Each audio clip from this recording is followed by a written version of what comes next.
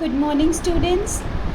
सब बच्चे कैसे हैं? आई होप सब बच्चे बहुत अच्छे होंगे। This video is for class 5th English reader chapter 5th adding colours. Please take out your books and please kindly take out page number 146 so that we can go ahead with the chapter. Adding colors means colours के बारे में इस chapter में बात किया गया है and colours क्या है, कलर्स से क्या होता है, इसके बारे में कुछ बताया गया है। तो हम चैप्टर को पढ़ते हैं कि देखते हैं आगे क्या बताया गया है, कैसे बताया गया है।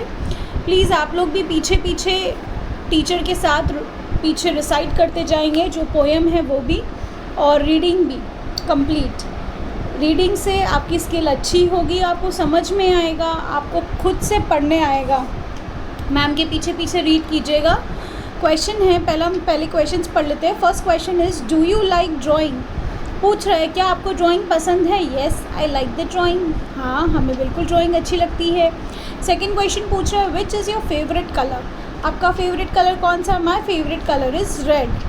बता रहा है कि उसका रेड लाल कलर फेवरेट है। Okay, now next is do you know we can get various other colours by mixing two different colours. बोल रहा है कि क्या आप जानते हैं 2 डिफरेंट कलर्स को मिलाकर के हम एक और नया कलर बना सकते हैं। Yes we can get a various different colours by mixing the 2 different colours, mixing by colours two. तो ये बोल रहा है कि हाँ, येस बिल्कुल हम किसी भी 2 कलर्स को मिला करके एक नया कलर इन्वेंट कर सकते हैं। ओके, नाउ आप देख सकते हैं आपके यहाँ पे स्टैंजा स्टार्ट हो रहा है। ये आपको स्टैंजा में पढ़ रही हूँ, ये आपको दिख रहा होगा। यहाँ पे वर्ड मीनिंग्स हैं, ये वर्ड मीनिंग्स आपको नोटबुक में करने हैं। इस चैप्टर में आपको वर्ड मीनिंग्स हैं, क्वेश्चन आंसर्स हैं। देखो इधर इस चैप्टर में आपकी यहाँ पे मैं टिक लगा रही हूँ आपके लिए। ये आपको नोटबुक में करने हैं पूरे वर्ड मीनिंग्स। ओके, अब हम चैप्टर पढ़ना स्टार्ट करते हैं। यहाँ पे बोल रहा है फर्स्ट नंबर पे ये वाला, अब ये वाला स्टैंजा हम पढ़ने जा रहे हैं। ठीक है, आप लोग भी साथ साथ रीड कीजिएगा। Adding white to black we get grey, every day to God we should pray. Adding yellow to the blue we get green, our house should always tidy and clean. देखो क्या बोल रहा है यहाँ पे। In this stanza of the poem the poet teaches us 2 important things. इस जो पूरी कविता में, ये देखो एक कविता है और इसका जो लेखक है वो उसने स्टैंजाज मतलब इसने अपनी पोएम लिखी है और उस पोएम का नीचे एक्सप्लेनेशन दिया है। तो अब आपको मैं एक्सप्लेनेशन साथ साथ में समझाती हुई जाऊंगी।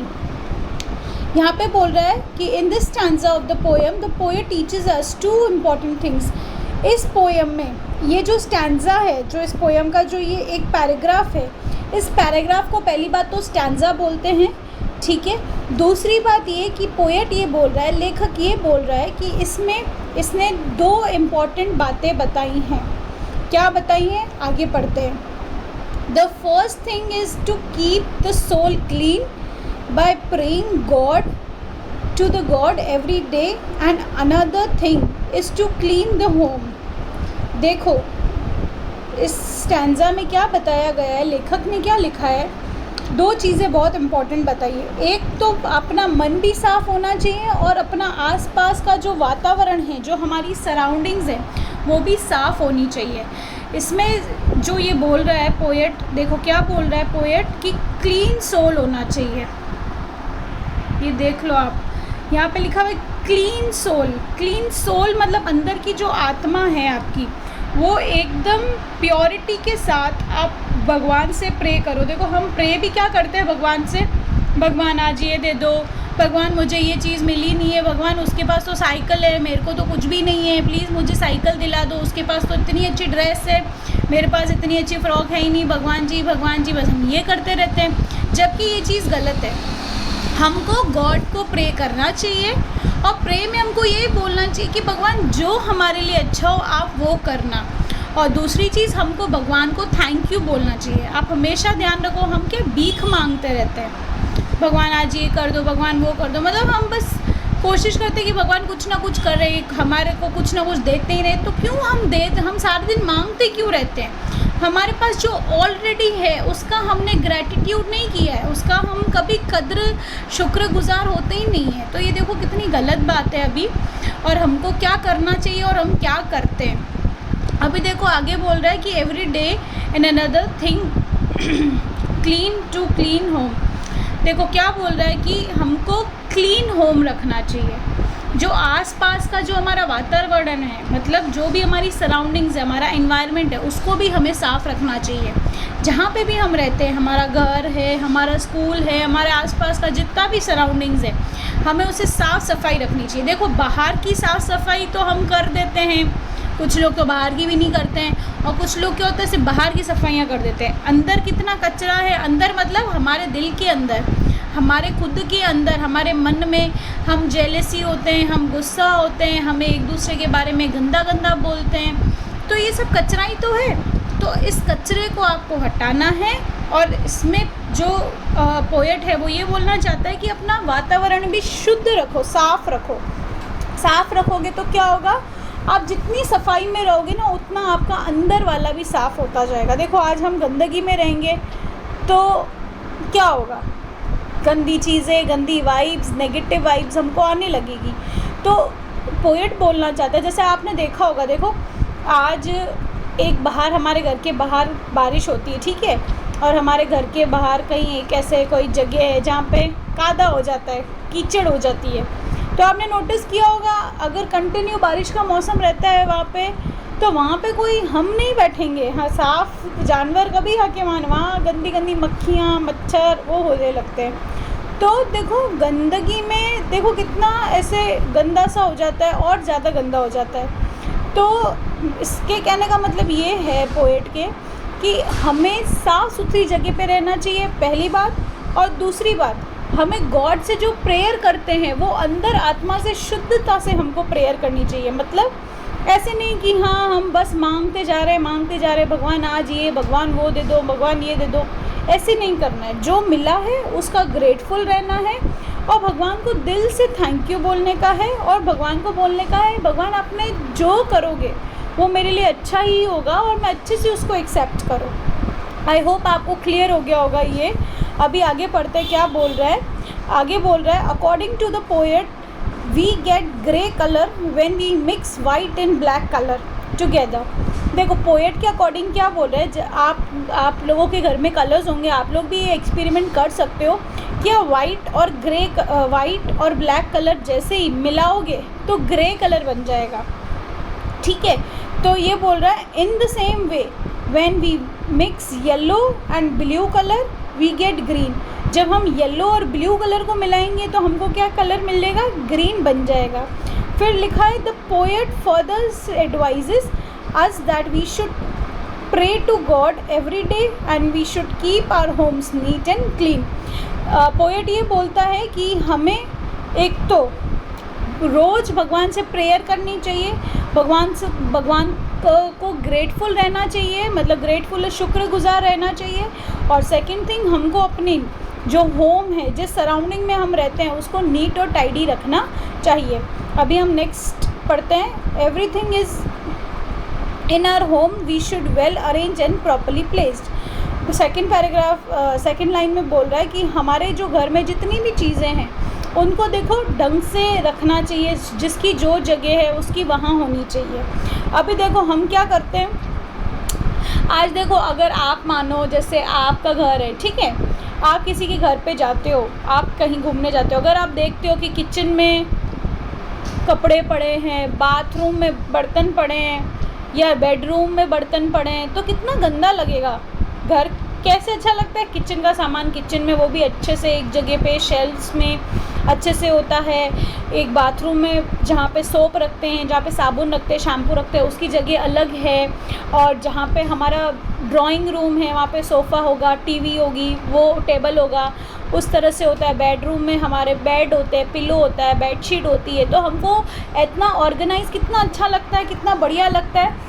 पर आप सोचो अगर ऐसे अनऑर्गेनाइज्ड हो, मतलब कुछ चीज़ें कहाँ हो जिसकी जो जगह नहीं है वो वहाँ पड़ी है, तो वो कितनी गंदी लगती है। तो इसके कहने का मतलब है कि हमको वेल अरेंज रहना चाहिए, और यही चीज़ हमको अपनी पर्सनल लाइफ में भी वेल अरेंज्ड रहना चाहिए। वेल अरेंज्ड यानी कि हम अपने दिमाग में भी, जैसे कभी कभी होता है ना, हम सुबह उठते हैं, आज ये भी करना है, आज वो भी करना है, आज ये भी करना है, आज वो भी, ऐसे नहीं करना है।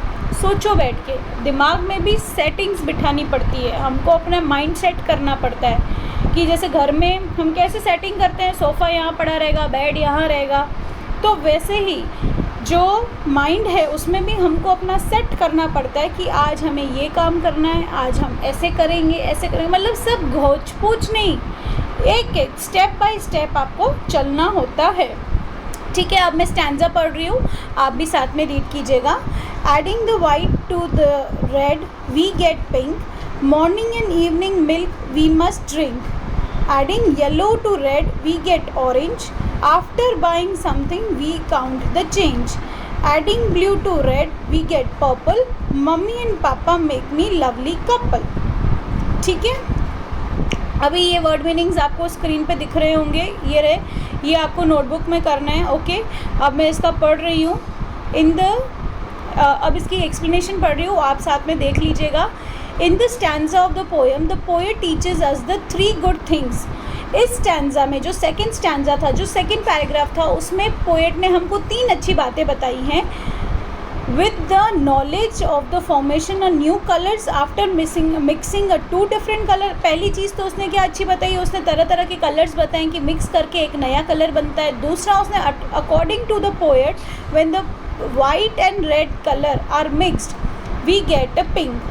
पोएट बोल रहा है कि अगर हम वाइट कलर और पिंक कलर को मिक्स करेंगे, वाइट और रेड कलर को मिक्स करेंगे तो हमको पिंक मिलेगा। और वो बोल रहा है कि when yellow and red are mixed, जब येलो और रेड मिक्स हो जाएगा तो हमको क्या मिलेगा, ऑरेंज कलर मिलेगा। ठीक है, in the same way when the blue and red colour are mixed we get a purple is formed. तो बोल रहा है कि अगर ब्लू और ग्रीन कलर ब्लू और रेड कलर हम मिलाते हैं तो हमें पर्पल कलर मिलता है। ठीक है, इस तरह से ही बता रहा है कि 2 कलर्स को मिला करके एक नया कलर बनता है। अभी बोल रहा है besides the knowledge of the formation of new colours the poet advises us that we should drink milk every day in the morning and evening. Poet के हिसाब से, लेखक के हिसाब से वो हमें ये बोलता है कि हमें सुबह और शाम को रेगुलर, डेली, कंसिस्टेंट हमें ये दूध पीना चाहिए। ठीक है, we should be careful about the changes of or the money which we get from the shopkeeper after paying him for something. ये पोएट के हिसाब से बोल रहा है कि जो शॉपकीपर्स है, मतलब यानी कि जैसे हम सामान लेने जाते हैं, राइट, तो ये बोल रहा है कि जो हम सामान लेने जाते हैं दुकानों से, जब हम सामान देते हैं, वो हमको सामान देता है, हम उसको पैसे देते हैं, फिर हम ज़्यादा दे देते हैं तो वो हमको वापस से छुट्टा देता है जो बाकी के पीछे बचे हुए होते हैं। तो हमें वो भी गिन करके लेने चाहिए, ऐसे नहीं कि बस यूँ ही ले लिया और चल दिए, ऐसे नहीं करना चाहिए। देखो, मिस्टेक किसी से भी हो सकती है, वो पोएट किसी की गलती नहीं निकाल रहा है, पर पोएट ये कह रहा है कि आपका ध्यान भी होना चाहिए साथ में। ऐसे नहीं कि बस हमने पैसे दे दिए, उसने काट के दे दिए तो हम बस अपने पॉकेट में डाल के और चलते बनते, ऐसा नहीं करना है। हमको भी साथ में काउंट करना है कि मैंने इतना दिया, उसने इतना काटा, अब मुझे इतना मिला है। तो ये चीज़ का भी आपको खास ध्यान देना है। और इसमें लिखा है we should respect our parents because they are the best couple for their children. ये बोल रहा है कि पोएट ये भी बोल रहा है कि हर बच्चे के लिए सबसे पहले उसका माँ बाप का रिस्पेक्ट करना सबसे ज़्यादा इम्पॉर्टेंट फैक्टर है लाइफ का। अगर बच्चा अपने मम्मी पापा की रिस्पेक्ट करता है, इज़्ज़त करता है, प्यार करता है, तो वो आगे ज़िंदगी में खूब बढ़ेगा और वो सबकी इज़्ज़त करना सीखेगा। अगर बच्चा अपने मम्मी पापा का इज़्ज़त ही नहीं करता है, उसकी बात नहीं मानता है, तो दैट मीन्स वो लाइफ में कभी किसी की भी कोई भी इज़्ज़त नहीं करेगा, कभी भी नहीं करेगा, वो किसी की भी नहीं करेगा, क्योंकि फ़र्स्ट प्रेफरेंस में हमेशा पेरेंट्स होते हैं। और पेरेंट्स सबसे बच्चे के लिए, आज जैसे मैं हूँ, मेरे मम्मी पापा बेस्ट कपल है, best couple as a sense अच्छे हैं, वो दोनों मेरे लिए बेस्ट है। तो वैसे ही जैसे आप लोग हैं तो आप लोगों के मम्मी पापा आपके लिए बेस्ट होने चाहिए। उनसे ज़्यादा आपके लिए कोई इम्पोर्टेंट नहीं है। तो आप उनके हिसाब से चलेंगे, उनके लिए सब करेंगे। आप मन में सोचेंगे देखो मम्मी पापा ने हमारे लिए कितना स्ट्रगल किया है। आज देखो कोविड का टाइम है, आप सोचो कि देखो कोविड में कितनी मुश्किल हो जाती है। जैसे हमारे आपके गांव का तो मुझे पता नहीं है, पर देखो अभी जैसे हमारा शहर है, बहुत मुश्किल हुई, बहुत सबको बहुत दिक्कतें आई फाइनेंशियली, कैसी कैसी दिक्कतें आई सबको। पर देखो पेरेंट्स फिर भी अपने बच्चों को अच्छे से अच्छा खाना दे रहे थे, अच्छे से अच्छे कपड़े दे रहे थे, उन्होंने हार नहीं मानी। देखो सब लॉकडाउन था, सब बंद था, पूरा शहर बंद था, पूरी दुनिया बंद थी, पर फिर भी बच्चे जो भी थे सबको अच्छा खाना मिल रहा था, अच्छे कपड़े मिल रहे थे, टाइम पे उनकी पढ़ाइयाँ हो रही थी, सब कुछ अच्छा हो रहा था, राइट।